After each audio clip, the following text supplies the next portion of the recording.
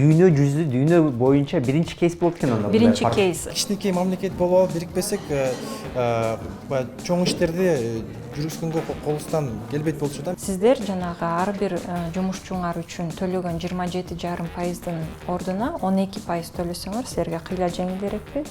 Почти что башталышынан нечемен. Аламдашу доорунда биз бир эле кесиптин ээси болуп чектелбейбиз. Кыргызстандан кетип мекенибизди таанытуу эмес, башка мамлекеттин экономикасын өнүктүрүүгө мигрант катары кетип атышат. Салам алейкум достор. Бүгүн биз маегибизди Назгүл Кубакаева айым менен түзмөкчүбүз. Назгүл айым креативдүү индустриялар ассоциациясынын мүдүрү. Бул жаңы түзүлгөн ассоциация иши боюнча. Ооба, былтыр көз айларында түзүлгөнбүз. Биздин ассоциациянын эң негизги түзүлүү максаты бул Кыргызстанда жаратман экономиканы өнүктүрүү. Жаратман экономика эл аралык айдыңда креативдүү экономика деп таанымал, бирок өзү концепция катары бир 20 жылдын жүзү болуп калды да, өнүгүп келе жатканына. Бул жаратман экономиканын эң негизги өзгөчөлүгү бул чекти тааныбайт, чек арасы жок. Ошол эле учурда ал инсандын өзүнүн акыл эсине, эс тутумуна, анын талантына, көз карашына жана идеяларына негизделген экономиканын багыты. Бул жагынан алып караганда Кыргызстан идеалдуу түрдө ушуга дал келүүчү мамлекет да. Assalamu alaikum. Насылсың жакшысыңбы? Бул Нурсултан, Кыргызстандын алдыда келген креативдүү маркетологу, Имарат прогресстин вирусный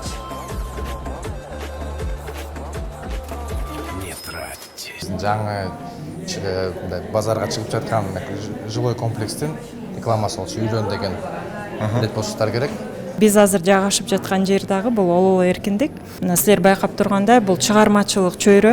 Бул чыгармачылык чөйрөнүн да мааниси зор, себеби жаратман экономикада идеяны ишке ашыруу, ошо идеяга балкып, чөмүлүп туруу абдан зарыл да. Аз достор, бул жактын рекламасы катары кабыл албайлы. Мында coworking space'тер Кыргызстанда бир эле Ололо эмес, болушу мүмкүн, көп эле ачылышы мүмкүн, ачылышы деле керек деп ойлойм.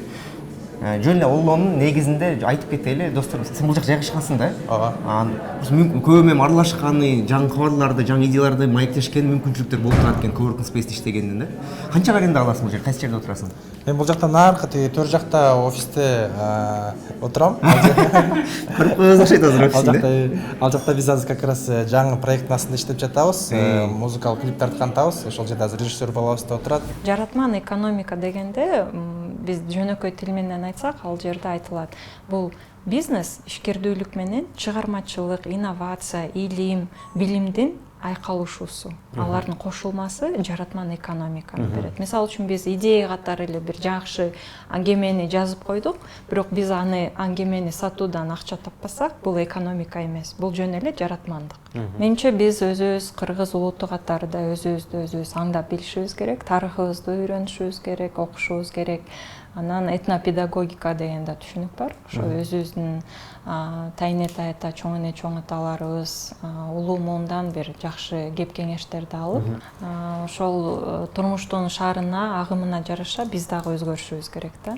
Менимче биз өзүбүздүн тарыхыбыздан жакшы нерселерди алып, ошол эле учурда заманбап жаңы технологиялар, азыркы заман сунуштап жаткан жакшы нерселерди айкалыштырып кетсек, бул биздин утушубуз болот. Ал мен Тимур, менин жардамчым. Анан көчө биздин ассоциациянын баракчасында Халлю деген Түштүк Кореядагы креативдүү экономиканы өнүктүрүү толкуну тууралуу, агымы тууралуу посттун автору да. Тимур дагы биздин жаш жарандарыбыздын бири, ал өзү студент болуп окуп жүргөн кезинде жаратман экономикага кызыгып, ушундай атайын доклад жазган экен да. Ошол докладымды мен пост кылып даярдасам болобу деп менден сурап калды. Анан албетте болот деп мен өзүм да күткөн эмесмин ушундай жакшы мазмундуу болуп калаарын. Аны окуп биздин баардык катталуучулар дагы жакшы маалымат алып жатышат. Түштүк Кореядагы агым, жаратмандар агымы жөнүндө. Ооба, жаратмандар агымы Халлю тууралуу да. Анан ошол Түштүк Кореядагы бийликтер кандай саясатты кабыл алышкан, ошол саясаттын натыйжасында жаратман экономика Түштүк Кореянын өнүгүүсүнө кандай салым кошкон. Ошол тууралуу маалыматты жакшынакай жазып даярдап берди. Азыр мисалы ушул ассоциациянын мүдүрү болдуңуз. Негиздөөчүлөр кимдер бул? Креативдүү ассоциациянын негиздөөчүлөрү ким? Ошолор менен бирге сиз дагы негиздөөчүлөрдүн арасына киресиз да? Мен негиздөөчү эмесмин. Мен жалданып иштеп жаткан мүдүрмүн да. Баягы мүдүр десе илгери, бул чоң экен деп элестетет го. Мен дагы апама тамашалап айтып калам. Мен деген керек болсо чаңды сүртүп, өзүнүн үйүнөн идиштерди алып барып, ошо иш-чараны өткөрүп жаткан мүдүрлөрдүн санына кирем депчи. Ассоциациянын 9 негиздөөчүсү бар. 9 тең негиздөөчүсү. Алардын бири бул архитектура жана дизайн тармагында иштеген Sarkage Group. Экинчиси бул медиа тармагында иштеген Capital KG. КТРКда экономикалык жаңылыктарды өткөргөн. Анан бул медиа компаниясы, кино индустрия тармагында Central Asia Film деген уюм бар. Айбек Дайырбековдун уюму. Алар дагы тең негиздөөчүлөрдүн бири. Бакыт Асылбек Сонунго деген өзүнүн жоопкерчилиги чектелген коому менен кирген тең уюштуруучуларга. Анан мода жана дизайн тармагында Байра белгиси Толгонай дагы тең негиздөөчүлөрдүн бири. Ошол эле мезгилде азыркы баягы санарип көчмөндөр үчүн ар кандай чыгармачыл мейкиндиктерди түзүп келе жаткан Ололо компаниялардын топтому бар. Биз эми ассоциациянын жалпы максаты ураны креативдүү экономиканы өнүктүрүү. Анан креативдүү экономиканы чыгармачыл инсандардын катышуусу жок өнүктүрүү мүмкүн эмес да.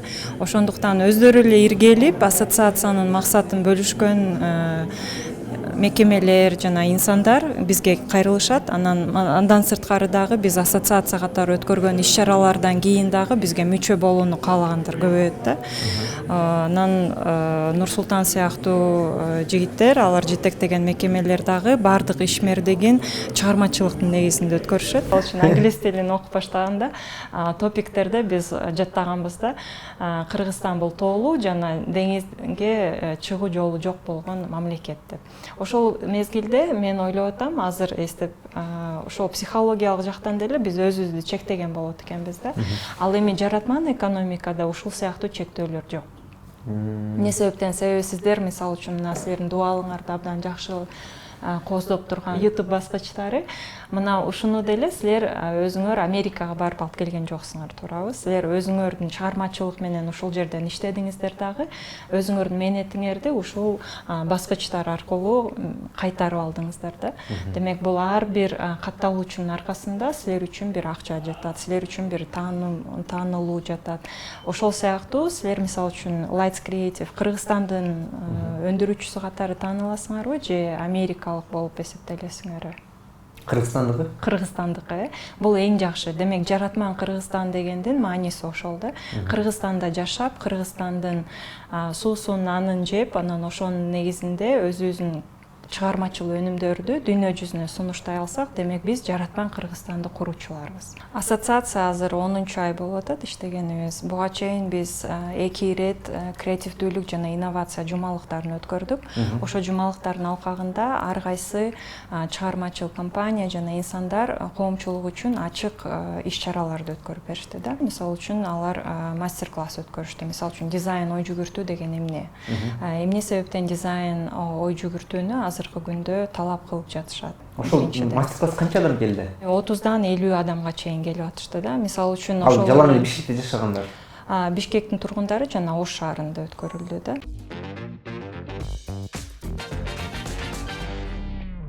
Ассоциацияга мен мүчөмүн. Почти что башталышынан мүчөмүн. Жана мындай мен ишенген баалуулуктар менен ачылган жана толтура мүмкүнчүлүктөрдү ачат. Жалаң гана бизге эмес, жаңы бизнес ачам дегендерге да мүмкүнчүлүктөр пайда болуп калат. Кийинки парк ачылгандан кийин жана башка бириккенибиз бир мүмкүнчүлүктү алып келди. Паркка да мүчө болгон жатасыңдар буюрса да? Жок дегенде кайрылуу жөнөттүңөр. Ооба. Тасталыш үчүн. Парктын пайдасы барбы? Кандай пайдасы болот деп ойлойсуң? Пайдасы бар, анткени бизде толтура креативдүү экономикада жүргөндөр көмүскө экономикада. Тиги патент эмелерди юридически жакты жакшы билбейт жана биз мисалы үчүн бизнести ачканда биринчи айда эле бир штрафка пайда болуп калганбыз. Бизге туура эмес налоговый службада түшүндүрүп коюшкан. Анан ошондой эле нерселер башкалар менен болгондо кериклер коркуп расмий түрдө бизнести ачпайт. Анан дүйнө жүзүнө иштейм дегенде чоң ири компанияларга ошо сунуштарды бергенде алар расмий иштейсиңби же расмий эмес иштейсиңби ошону карайт. Аларга өтө маанилүү. Биз баары бир ушул жаратман экономика жөнүндө кеп кылганда билим тууралуу дагы айтышыбыз керек да. Канчалык билим болсо, билимдүү болсо, биздин жаштарыбыз жана жарандарыбыз ошончолук бизде мүмкүнчүлүк көбөйөт. Негизи билим деген эмне дегенде, билим бул китепте окуп коюу эмес. Ошо китепте окуп түшүнгөн нерсеңди өзүңдүн турмушуңда практикалык иш жүзүндө колдоно алсаң, демек ошол билим. Биз ар бирибиз өзүбүздү аңдап билишибиз керек, сезип билишибиз керек да. Бул бир маселе. Экинчи маселе, биз даяр болушубуз керек. Ааламдашу доорунда биз бир эле кесиптин ээси болуп чектелбейбиз. Ааламдашу доорунда биз мүмкүн 25 жашка чейин бир кесипти аркалап үйрөнсөк, анан 25 жаштан кийин ошол эле билимибиздин, тажрыйбабыздын негизинде жаңы кесипти да өздөштүрүшүбүз керек. Демек биз азыркы биздин ата-энебизге салыштырмалуу бир нече кесиптин жана бир нече ишканада иштегендердин мууну болуп калдык да. Демек бул жерден ийкемдүүлүк касиети да абдан маанилүү. Бизге кандай жарандар керек дегенде, билимдүү, ийкемдүү, жаңы шартка тез көнүп кеткен, өмүр бою окууга кызыкчылыгы болгон адам керек да. Мисалы үчүн ата-энесине ишенип, же болбосо ата-энесинин басымынын негизинде кесипти тандап алган жаштар болбош үчүн алар өздөрү аңдап билип, анан эркиндикке ээ болуш керек да. Андай балдар тарбияланыш үчүн биз жаштайынан көп баланы тыйбашыбыз керек. Ошол эле мезгилде тентек балдарды биз кабыл алышыбыз керек да. Аталышы дагы эмне үчүн ололоо эркиндик деп аталат билесиздерби? Держинкада болгон үчүн эмеспи? Ошол. Ошол үчүн мен айтып койдум эле. Мен Держинканын уландысы бар деп ойлчу. Ал дагы бар. Бир чети каймана мааниси, экинчи чети мына бул сыяктуу отуруштар дагы ошол кудум эле бульварда жайгашкан отуруштар сыяктуу. Анан ошонун уландысы катары да. Ошол стилди карманыпсыңар да, Держинканын стилин, эркиндик бульвардын стилин кармалган атмосфера бул жакта дагы бар экен. Бул жакта бир тынчыраак болобуз окшойт, компаниялар иштешип жатышат экен. Аз взглядтарын сезип калдым, катуу күлбөй катуу. Да, бир сыйра көрсөтүп коюп жиберсек болот эмес. International Elite, International. Бул эл аралык уюмдун өкүлчүлүгү. Бул жерде Make Nova деген компания бар. Make Nova'нын мааниси булар IT компанияларына атайын адистерди таап беришет да, рекрутинговый компания. Аля HR агенциясы экенби? Бул болсо Чериков и партнеры, жана сиз айтып атпайсызбы, IT компанияларыбы бул жакта деп. Жок, бул ошол IT сыяктуу башка биздин чыгармачыл мекемелерди мүмкүн аларга эсеп кысап жагынан жардам берчү консультанттар ушул жерде отурушат. Азыр бухгалтерия достор бар билесиз, аутсорсингке чыгып калган. Аутсорсинг адистер эле эмес, компаниялар да бар экен. Чериков жана партнерлор. Өзгөчө креативдүү компания экен. Дагы бул жакшы жаңылык экен. Бул жерде ушул компания тууралуу алардын жетишкендиктери орус жана англис тилинде берилген да. Анан мен ойлойм бул жерде QR дагы сайт жана социалдык тармактарын алып барат. Бир эле кыргыз тилинде жок экен да бирок. Тилекке каршы. Тилекке каршы.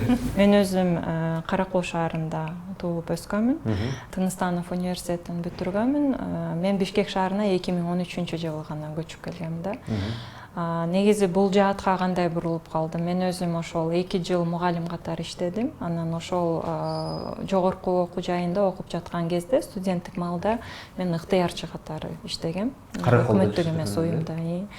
Лидер жарандык коомдук уюму бар. Анан азыркы Каракол шаарында иштеп жаткан жаштар ыктыярчылар уюму, лидердүүлүк деген, лидерство деп аталат. Ошол уюмду каттоодон өткөргөн мына мен болгом да. Ошол юстицияга барып, баардык каттоодон өткөрүп, стратегиялык пландарын ишке ашырып, жазып, 2 жыл ал жерде башчы болуп иштегем дагы. Андан кийин эл аралык эксперттик топ менен иштегем да. Социалдык психология боюнча же болбосо социология боюнча адискөй серепчи эмесмин. Мен биринчи билимим боюнча мугалиммин. Анан биз педагогика жаатын окуп жатканда сөзсүз түрдө баягы окуучулардын психологиясын билишибиз керек.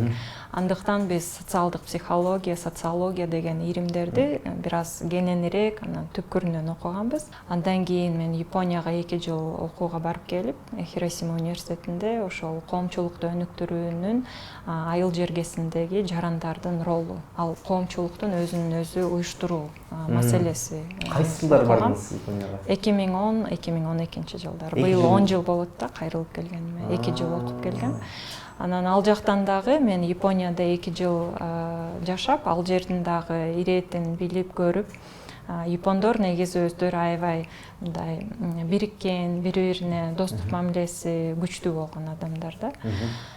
Коом, алар эгерде бир маселени коюшса, биздей чаржайыт көп маселени алдына коюп алышпайт да. Алар бир гана маселени өзүнө багыт катары кабыл алат дагы, анан ошону уламдан улам жакшырта беришет. Ошондуктан жана кайдзен деген философия аларда жакшы өнүккөн да.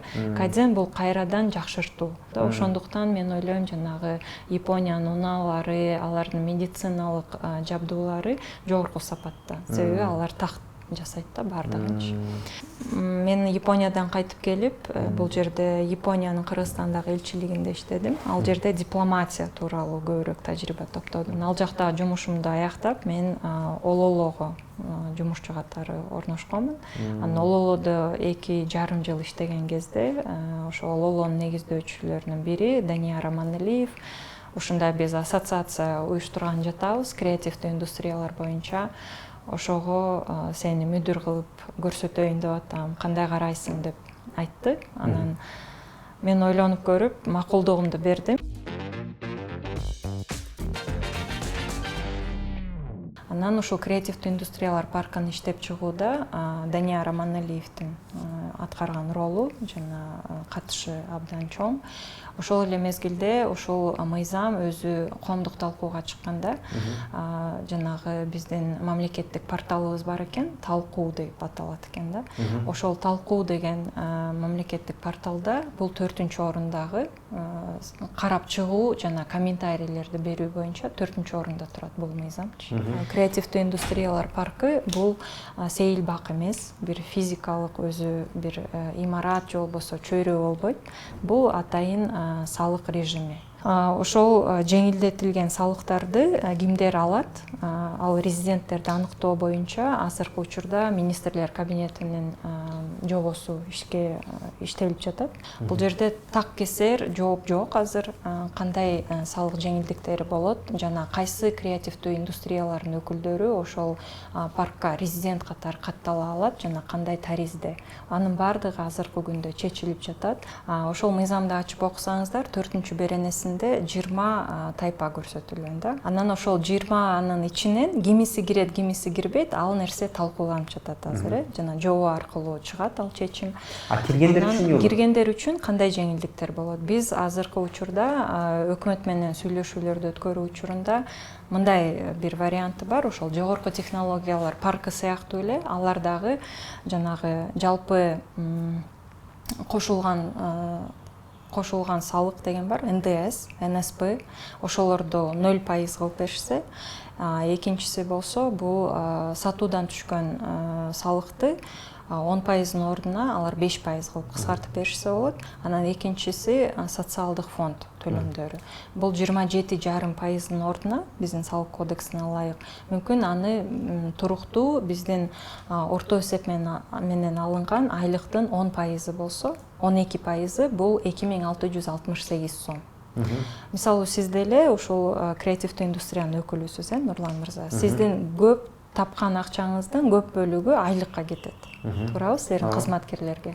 Эгерде ушул креативдүү индустриялар паркы ишке кирген болсо, сиздер жанагы ар бир жумушчуңар үчүн төлөгөн 27,5%-дын ордуна 12% төлөсөңөр, силерге кыйла жеңилдерекпи? Жеңилдерек. Бул парк негизи эксперттер менен да биз серепчилер менен сүйлөштүк. Алардан кеңеш катары сүйлөштүк да, кандай деп ойлойсуңар, кантип киргизсек болот деп. Алар айтышты, чынын айтканда бул дүйнө жүзү боюнча жок мындай. бул дүйнө жүзү дүйнө боюнча биринчи кейс болот экен анда. Биринчи кейс, себеби эмне элде даже Кыргызстан, Казакстан, Өзбекстан, Орто Азияда эле эмес, дүйнөдө жок болгон парк. Дүйнөдө жок болгон парк. Себеби деген сиз айткандай жанагы кол чатырдын негизинде да. Кол чатыр дегенибиз кандай? Ачасың, бирок ага 1-2 киши батып кетет. Мисалы үчүн бир кол чатырды ачып, бирок андан 2-3 адам суу болбошу мүмкүн да. Ошол сыяктуу эле креативдүү индустриялар паркында биз бир эле индустрияны алган жокпуз да, IT тармагын гана. Жок. Ал жерде жанагы 4-чү беренеде берилген 20 топ бар. 20 креативдүү индустриянын түрлөрү камтылган. Үчөө болуу критерии бул сөзсүз түрдө ошол креативдүү индустриянын өкүлүмүн деген компания далилдеп бериш керек. Ошол тапкан акчасы чындап эле чыгармачылыктан келип жаткан.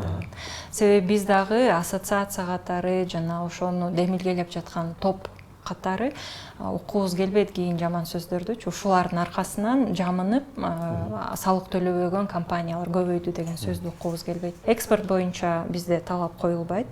Экспортко кийин чыгыш керек. Албетте алардын өзүнүн кыялы болуш керек. Биз Кыргызстандын өнүмүн башка дүйнөгө таанытабыз деген. Блогерлерчи мисалы компания эмес, түзмө-түз бир жеке ишкерлерчи алар болот. Алар дагы мүчө боло алышат. Кайрылса болот. Ооба, мүчөлүккө кайрылыш керек. Ал укугу берилген. Ошол эле мезгилде алар ошол салык төлөө органдарында, салык органдарында өздөрүн каттоодон өткөрүш керек да. Негизи ассоциациянын баягы эң негизги баягы эмеси, максаты болсо бул жанагы креативдүү индустриялардын паркын негиздөө болчу. Ошол бул баягы особый режим. Ошол режимди баягы бекитилген законго алыш керек болчу. Ал максатыбызга буюрса жетип баратабыз. Бирок ал максатка деген баягы баардык жаратмандар биригип, чогуу бир ошону баягы бир жеңден кол чыгарып да, баарыбыз биригип. Бир жеңден кол бир жакадан башка. Антпесек деген баягы биз кичинекей мамлекет болуп алып бирикпесек, баягы чоң иштерди жүргүзгөнгө колубуздан келбейт болчу да, мисалы. Ошон үчүн экинчи максаты болсо бул ассоциация, бул парктын деген баягы Кыргызстандан чыккан продукттар сыртка экспорттоо болуш керек да. Анткени биз деген баягы өз арабыз менен аралашып эле, өзүбүз жөнүндө кино тартып эле, өзүбүз жөнүндө реклама тартып эле алек болбой, мисалы дүйнө элине кызыктуу болгон да, мисалы Индияга болсо Индияга, там Европага, Америкага чыга турган продукттарды жасап бул жерден анан сыртка чыгарып сатканга мүмкүнчүлүк түзүшүбүз керек да. Ал үчүн биз кичинекей болуп алып, эгерде биригип, мисалы там видео тарткандар өзүнчө, реклама жараткандар өзүнчө, блогерлер, ютуберлер баары биригип, бири-бири менен сүйлөшүп, тажрыйбасын бөлүшсө, экспорттоого биз баягы чоң шарт түзүп беребиз да. Биз болбосок дагы бизден келе турган башка жаратмандарга жол түзүп берели деген жакшы миссиябыз бар да. Анан кыргызда жакшы сөз бар го, баягы өзүңдүн чөйрөңө жараша болот баардыгы депчи. Кыргызстанда мисалы үчүн биз айтабыз мигранттардын өлкөсү деп. Ушул жаатынан да таанылып калдык да. Анткени себеби жогорку билимдүү, дипломдуу биздин мекендештерибиз, замандаштарыбыз азыркы учурда Россия, Чехия, Польшага чейин мигрант катары кетип атышат. Керек болсо мыйзамсыз негизде Мексика аркылуу Америкага өткөндөрү канча. Мына ошентип ал жарандарыбыз баягы ишке жарамдуу болуп калган жаш курагында Кыргызстандан кетип мекенибизди таанытуу эмес, башка мамлекеттин экономикасын өнүктүрүүгө мигрант катары кетип атышат да.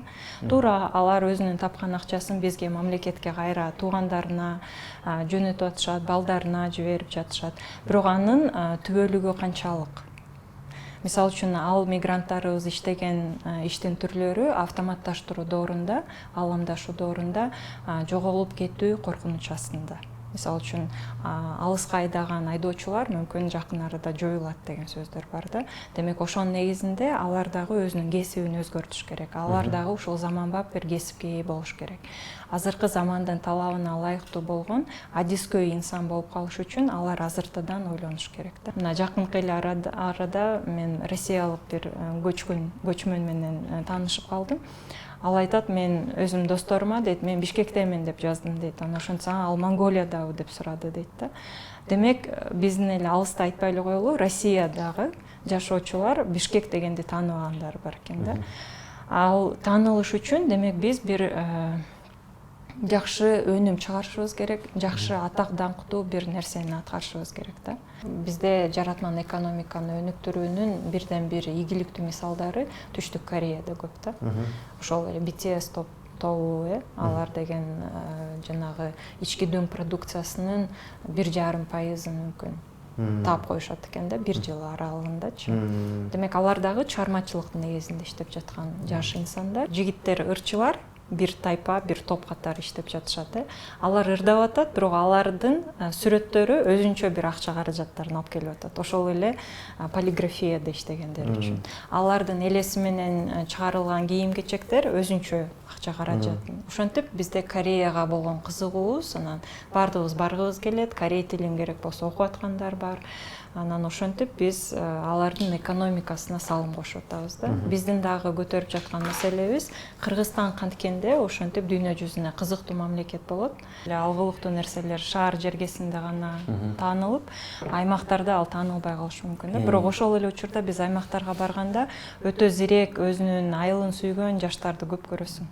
Анан алар ошол айылдын деңгээлинде гана чектелип өсө беришет. Бирок азыркы жаңы технологиялар же болбосо заманбап нерселерден бир аз артта калышы мүмкүн да. Себеби баягы маалымат чөйрөсү дагы өздөрүнүн кызыкчылыгына жараша түзүлөт да. Бизде деле мисалы үчүн социалдык тармактарга чыкканда алгоритмдердин негизинде да. Бүгүн эле мен тең туштарым менен мисалы үчүн курулуш жөнүндө сүйлөшсөм, кечинде сөзсүз түрдө мен курулуш компаниялары тууралуу бир жарнамага учурайм да.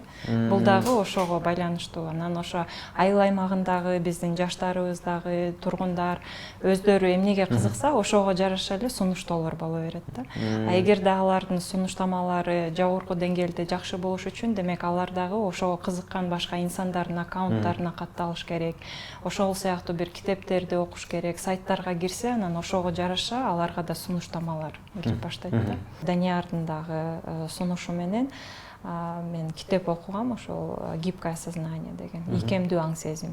Муну эмне себептен эстеп жатам? Себеби ал жерде ал айтат.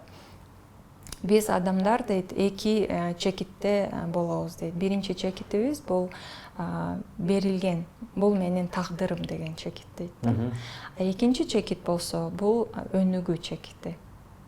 Ал экөөнүн айырмачылыгы эмнеде? Мисалы үчүн, эгерде окуучу 2 алып калган болсо, ал өзүн ушул менин тагдырым, мен эч качан 5 окуй албаймын, мен 2 гана алып өтөмүн, же болбосо мен ар дайым жакыр болуп жашай беремин, себеби менин мүмкүнчүлүгүм ошол эле деп кабыл алса, бул өзүнүн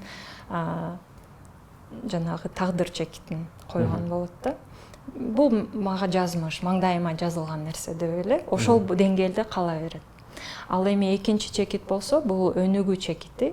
Ал болсо айтылат, 2 алып калдым, болуптур, мен бүгүн 2 алып калдым. 2 алып калуумдун себеби жана кырдаалы эмнеден болду деп ал себепти иликтейт дагы. Анан ошол себепти жокко чыгарып туруп, анан жаңы билим аламын. Мен көрсөгөчө жакшы уктабай калгандыктан бүгүн сабактан жаман баа алдым. Демек мен жеткиликтүү деңгээлде жакшы сапаттуу укташым керек экен. Ал үчүн мен күн тартибимди өзгөртүшүм керек. Мүмкүн мен телефонду азыраак карап, китепти окуп, анан учурунда уктасам, менин ийгилигим болот деп, ал өнүгүү чекитиндеги инсан болот да.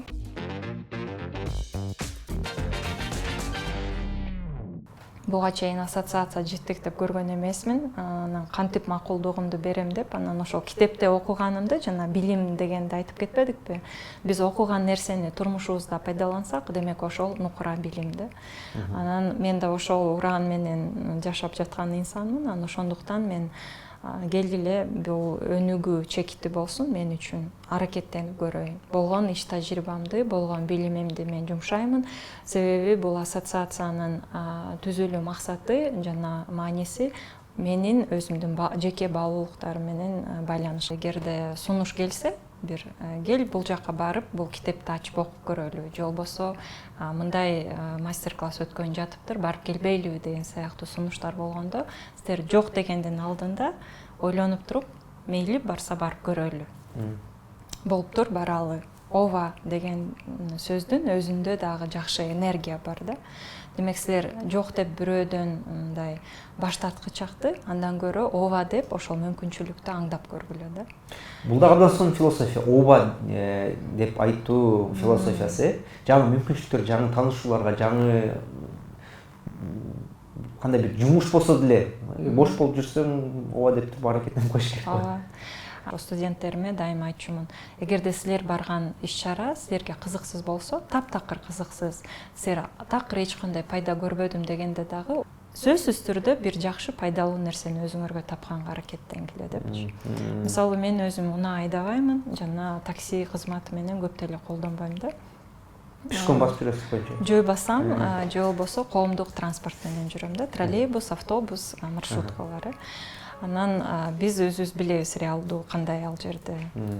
Аябай көп киши, ысык. Бирок ошол да учурда мен бир жакшы нерсени байкаганга аракеттенем. Мисалы үчүн ошол жерде отуруп келе жаткан жүргүнчүлөрдүн маанайы, аларды байкап, эмне себептен бул киши суз болду экен деп. Эмне себептен бул киши аябай бактылуу болуп жатат. Ошол сыяктуу ой чабыттар менен кете берсеңер, силерде дагы бир жаңы мүмкүнчүлүктөр ачылышы мүмкүн. Ушуну көрүп дагы силер өзүңөрдүн шаарда, аймактарда ушул сыяктуу чөйрөлөрдү жаратсаңыздар. Мындай чөйрөлөр көбөйүш керек да. Мына бул жакты да айта кетким келип жатат. Мисалы үчүн биз чай ичип отуруп, кыргызда жакшы сөз бар, бир күн нан істеген жериңе 1000 күн салам айт деп. Демек ошол чай ичип отуруп, нан істеп отуруп, ушул жерден да бири-бири менен таанышып, достук мамиле түзүп, керек болсо жалпы долбоорлорду түзгөндөр да бар да, мисалдарчы. Түрдүү компаниянын мүчөлөрү, өкүлдөрү, негиздөөчүлөрү, менеджмент отуруп туруп кээде таанышып калып, тамактанып аткан учурда коллаборация кылып алышы мүмкүн экен андай. Чогуу проект кылып алышы мүмкүн. Туура. Анан иш-чаралардын да мааниси абдан зор. Мисалы үчүн сиз онлайн ушундай видео аркылуу бизди достоштуруп атсаңыздар, ар кайсы көрөрмандардычы, бул жакта иштегендер болсо ар кайсы иш-чараларга катышат дагы, ошондон элестер бул жерде, сүрөттөр да эстеликке түшкөн. Физикалык түрдө таанышуу, маектешүү, кээде биргеликте проекттер жасоо мүмкүнчүлүктөр болуп келет экен бул жакта. Биз дагы ассоциация катары бир эле креативдүү индустрияны багыттабайбыз да. Бизде эки багыттуу эмес, көп багыттуу иш болот. Мисалы үчүн бул жана көп балалуу эне сыяктуумун да менчи. Бир жолугушууларга барганда мен бир эле баламдын кызыкчылыгын айта бербейм, мен бүт балдарымдын кызыкчылыгын эске алып, ошол биздин ассоциацияга мүчө болгон жаратман компания, мекемелердин баардыгынын кызыкчылыгын айтып берем да. Мен айтам, биз үчүн эң маанилүүсү жаратман Кыргызстан куруу. Ар бири биздеги мүчө болгон компания өз ишин абдан жакшы дасыккан деңгээлде өткөрүп жаткан компаниялар. Эми максатыбыз ошолор бири-бири менен коллаборация жолу менен долбоорлорду түзсө, экинчиден Кыргызстандын атын чыгарчудай болгон долбоор же болбосо бир иш аракеттер чыкса деген. Бул биздин эң негизги максатыбыз да. Анан сиздин азыркы айткан сөздөрүңүз, демек ал тастыктайт, силер дагы кемеге жүргүнчү катары эмес, жөн эле ошол кемени айдоочулар болуп, калакты сүзүп, ошол калакты кыймылга келтирүүчүлөрдөн болсоңор, биздин кемебиз деңизден жеңил өтөт дагы, баягы сапарыбыз жакшы байсалдуу уланат дегенди түшүндүрөт да. Биз ошону баардык өзүбүздүн мүчөлөргө түшүндүрөлү деп айтабыз да ушул нерсени.